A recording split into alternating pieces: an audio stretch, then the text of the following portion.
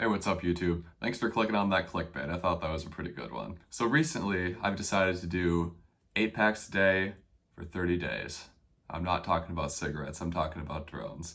So I'm about a week in right now, and already I can tell a huge difference in my skill level. Now, if you watched the videos before, you're probably familiar with my theme of outflying my gear.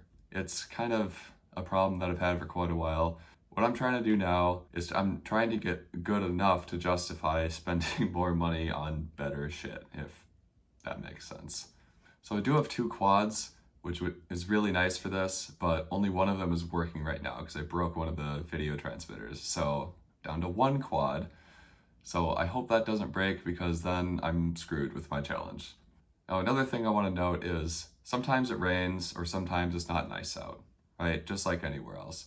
So in that case, I just fly in the simulator for an hour. It's not the best, but I mean, I can't fly outside if it's raining or too windy or whatever, so it's the best I can do. So I'm also experimenting with more cinematic type footage, and for that, I used to shoot at 60 frames per second. I have since moved that down to 30 because it's more of a cinematic look.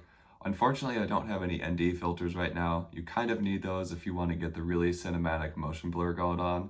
So I don't have that. It's not quite perfect yet, but they're coming soon and the footage will be that much better. So as far as what I've actually been working on, I've been working on a few things.